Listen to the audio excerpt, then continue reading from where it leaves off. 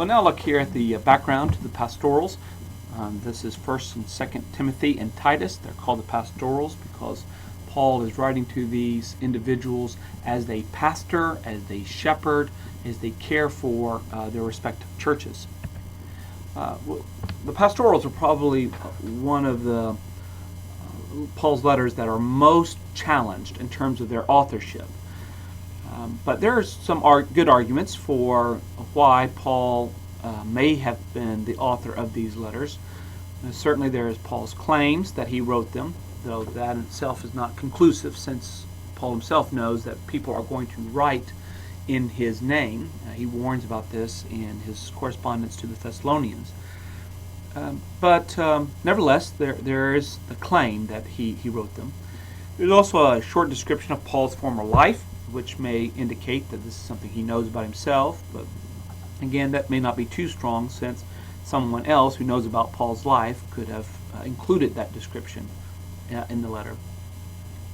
The author does have a relationship to recipients who we know something about in the book of Acts and in Paul's other letters. And you see there I have a long list of passages where someone is mentioned in kind of Paul's entourage, part of Paul's co-workers, and these names are also mentioned in the pastoral epistles. And so there's this kind of connection between those names. And so it might be a little bit more hard to believe that someone would have taken so much time to connect individuals, but certainly, again, it's not out of the question that that could have happened.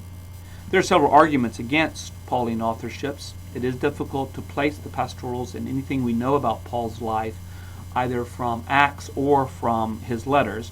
His travels just don't, his travels that are presupposed in the pastorals just don't fit with the timeline that we have. And so that's why there's oftentimes a theory that Paul, after his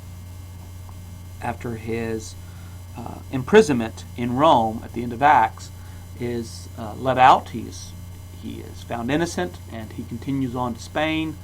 And then he comes back from Spain. He evangelizes in Crete. He goes back into Ephesus. He travels up to Macedonia, and then he's going to eventually get arrested a second time. And then that second time he's brought to Rome. That time he is found guilty, and then he is executed under the Roman Emperor Nero. So none of that is indicated in Acts. Going to Spain, going to Crete, this return back to Ephesus. So that's why it's just difficult to know what to do with this information, since we don't have it in Acts. Also, there's a lot of new vocabulary in here. Matter of fact, some have noted that the pastoral has a higher percentage of new vocabulary than any of the other letters written by Paul. And so that raises concerns. In particular, Paul uses an expression, godliness, in a way that he doesn't use in any of the other letters. Also, Paul seems to be more concerned for church organization, the role of elders, role of deacons, the lines of authority and respect of authority, dealing with church discipline. But I don't think that argument is that persuasive, since we do know that Paul was concerned with church order after the first missionary journey that he and Barnabas was involved in. Even as they went back, they established elders very quickly.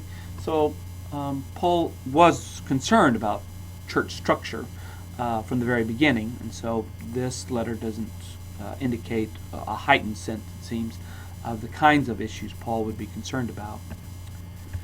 Story of 1 Timothy. Paul has traveled to Macedonia, or he's traveling in Macedonia, it's a little unclear, and he instructed Timothy to stay in Ephesus.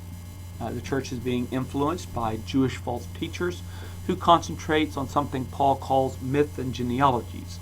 What these myth and genealogies are is not certain, but it's likely that they refer to stories that are based off of Old Testament narratives that uses Old Testament characters. And these stories are used then to disguise or support false teachings, false ideas. And so Paul is chastising them. He's going to be calling Timothy to come back to Scripture and to emphasize the preaching of Scripture and not to listen to these myths and genealogies. The assembly has become a place where men and women act in ways that are unbecoming of godliness. In other words, men are arguing and quarreling with each other. Women are wearing clothes that are ostentatious or seductive. They seem to be acting in ways in which they do not respect their role within the family, and therefore they're trying to usurp authority over men, trying to act as the authoritative teachers when they do not know the truth. And so Paul is challenging the disruptive, argumentative, chaotic assemblies and asking or calling for order. The church must be led by overseers, elders, who are served as well by deacons, possibly even deaconesses, depending upon how one interprets 1 Timothy 3:11. And they are to be blameless. That is, as far as anybody knows, both inside the church and outside of the church, there's nothing of their character that would bring shame, ill repute to the church. 2 Timothy, Paul is in close confinement. He is under arrest, most likely in Rome. He doesn't expect to be released, but he wants to see Timothy and John Mark before he is killed, before he's executed. This is the same John Mark that we find in the book of Acts that left Paul and Barnabas on that first missionary trip, and who Paul did not want to take on the second missionary trip. Now things are better between Paul and John Mark, and he wants to see him. He sees John Mark as being valuable to him. The church is influenced by immoral teachers who oppose the truth and encourage arguing.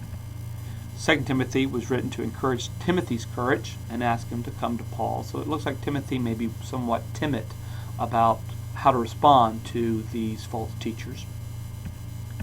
In Titus, Titus was written to instruct Titus to choose and install elders on the island of Crete. Paul had evangelized there, but did not establish any elders.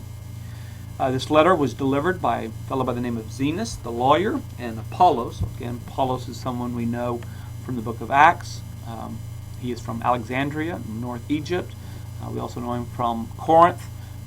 So he's a very articulate speaker, and Paul found him useful. The letter assumes this evangelistic effort of Paul and Titus on the island. The church is influenced by immoral Jewish teachers who again pay attention to these myths, these false stories based on Old Testament narratives, Old Testament stories. And Paul plans to send later on either Artemas or Tychicus to relieve Titus, and Titus is then to join Paul, who is wintering right now on Nicopolis, which is on the western coast of Greece, and he's waiting to continue on his travels after the winter time, and when the seas are usually bad and people don't usually sail. So he's wanting Titus to join him in this part. And that'll give a very brief introduction then to the background of the pastoral epistles.